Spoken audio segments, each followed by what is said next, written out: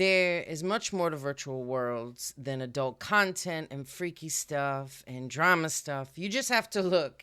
Yesterday, I went to something that was super interesting. It was an expert series panel discussing how AI will shape tomorrow.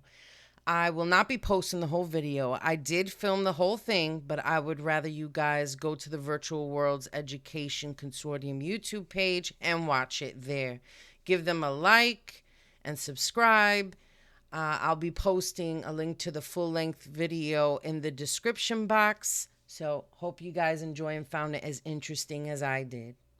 Artificial intelligence there, but really would like each of our panelists discussion to self-introduce and briefly say what you're doing to or either engage or use artificial intelligence in your work. And Murat, if I can start with you, I'd appreciate it.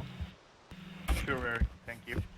I'm from Turkey. I'm a marketing professor, and I've been using AI since the AI became popular immediately. And the moment I heard about it, I tried it, of course, and then I kind of amazed the tool that they came up with for us to use. So I'm just here representing a professor who is using actively AI, as well as who is observing the students who use AI in different ways. So I will try to give my reflection tonight on the how these kind of technologies and AI affect our society and how should we use it. That is my reflections on those. So briefly, that's it. Thank you. So I'm John O'Connor. I am the strategic lead for the European University of Technology at TU Dublin, which is an alliance of 9 universities across Europe. I've been doing that for about the last 3 years. Before that, I was Dean of the Faculty of Arts and Humanities in the university. And before that, I was Head of Art and Design. So my own professional expertise is in design, but I've followed an early interest in what we used to call multimedia in the 1990s, which led me to teaching here in Second Life for the last 15 or so years and developing other, I suppose, uses for technology. I'm interested in AI from a more general perspective in terms of the philosophy behind it, what it really is, what it might offer to us as a society, and what the potential dangers might be. I work with the European Culture and Technology Lab in our university, which specializes in, obviously, culture and technology. We're interested in the implications of technology, and we take a very broad view around the definition of technology. So I joined the faculty at the University of Nebraska at Omaha in 2001. Prior to that, I was a principal member of the technical staff at Sandia National Laboratories, which is the weapons laboratory in the United States. Its history is that it has created all the atomic bombs in the United States' nuclear arsenal. That's its sort of origin story. But it does a whole bunch of things since then, right? But it's that kind of a lab.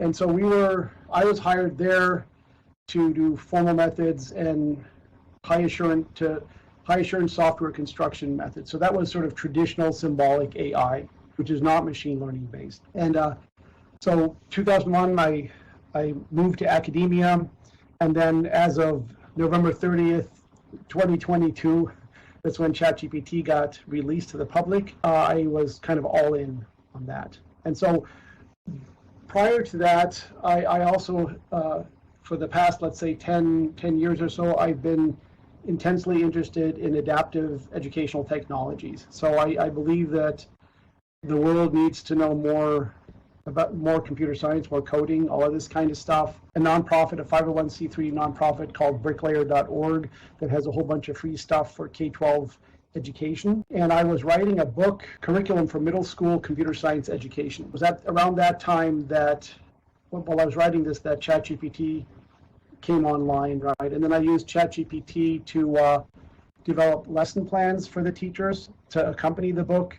and also worked extensively to do software development. So interactive web pages that somehow aligned with the educational goals of lesson plans. I've spent many hours building all kinds of web pages, interactive stuff. I'm going to be teaching a course in generative AI at the university starting next year, and also I'm exploring higher level uses of these systems, right? There's sort of like a progression that happens when people engage with this kind of technology, right? The first kind of engagement is like write me a poem or something that you might have on a birthday card or something like that. And then sort of the next one after that might be like letters of recommendation. That's sort of the sweet spot that a lot of people can kind of get an understanding of. And then there's more advanced kind of interactions, which is like software development. And then more recently, as these systems become more capable, you can actually teach them to do stuff. So that's kind of like some of the experiments that I'm doing now. I think that sounds great. It's actually right in line with some of our questions. So I think we can explore those things in more depth as we get into it. So thank you so much, Victor. I think it's a great diversity of perspectives that we bring to the table today. And so that's why I'm really glad to be here and be a part of this. It's also really about hands-on. What are we doing with AI? What can we do with AI? I think as we were planning this together, that really was one of the themes, that we could get into the mathematics behind AI and look at some of the things that are going on there. But I think what most educators really need to hear is like what's really happening now that's usable. And that leads us to our first question. Where is the technology of AI going in the near term? And where can we see usage occurring? I'll start again with you, Magwa, and we'll just kick it off with this particular question. I usually compare the technologies when we see it with the previous ones. We had the internet, how it evolved, how we started to use it, and then how the society accepted it. Today, where we are now. If you look at all those things, or the social media before, kind of those revolutionary technologies, it took time for them to spread and used by the society. But in AI case, or the metaverse trend, which was the announcement of the metaverse, came with the Facebook calling themselves Meta, it becomes so trendy in the media, and then it all becomes so fast, everything right now, that it spread it like a virus, maybe even faster than the COVID-19. Exactly. Yeah. Yeah. Thanks so much. I really agree with your idea of the speed and pace change, and the broad public acceptance is very telling for these technologies. And John, if you can give us your initial thoughts about this as well, where do we see this technology of AI going in the near term, and what can we see as some usage?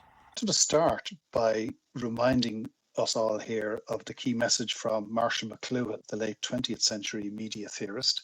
We show our age if we remember him, but he advised diligence and attention, and he recommended that we maintain awareness of what is happening around us rather than becoming distracted by the continuous chatter of our contemporary world. We need to keep our focus on the technologies that are driving development, and he urged us to scrutinize the emergence of new and highly sophisticated technology, warning that while we shape our tools, thereafter our tools shape us. So what he foresaw at the beginning of what he used to refer to as the electric age has now materialized in the digital era, a realm where our tools not only shape us, but define the very essence of our humanity today. Our digital era is characterized by the relentless march of technological progress. We find ourselves grappling with the unforeseen consequences of our past creations. The internet, virtual worlds, VR headset devices, along with our topic today, the advent of generative artificial intelligence, and they've become the building blocks of our digital existence. But as with any technological revolution, the pace is actually being set by entrepreneurs and profit-driven corporations, often at the expense of broader societal considerations. Ethical and social responsibilities frequently take a back seat to the pursuit of innovation and financial gain. We need look no further than Elon Musk's acquisition of Twitter recently to see the impact of one powerful man's drive to satisfy his ego, overriding any and all needs of the community or the greater good. John Carmack, former Chief Technology Officer at Oculus, has suggested that virtual reality might become a viable economic alternative to the natural world in the face of dwindling resources. And David Chalmers, the Australian, who is now Professor of Philosophy and Neuroscience at New York University, appears to endorse this view. He argues that VR is real, writing that virtual worlds are not illusions or fictions. What happens in VR really happens. And he goes on to add that life in virtual worlds can be as good, in principle, as life outside virtual worlds. You can lead a fully meaningful life in a virtual world. On the other hand, it would seem that a recent wake-up call has emerged from the AI community itself, urging us to recognize the existential threat posed by artificial intelligence. Their call to action is clear. Mitigating the risks of AI should be a global priority, alongside other societal scale risks such as pandemics and nuclear war. Some go further, suggesting a doomsday scenario to be triggered as AI develops consciousness at some indeterminate date in the near future. This imminent singularity, when technological advancement surpasses human intelligence and becomes irreversible, is posited by some in the sector and is partly responsible for the AI Safety Summit hosted by the British government last year.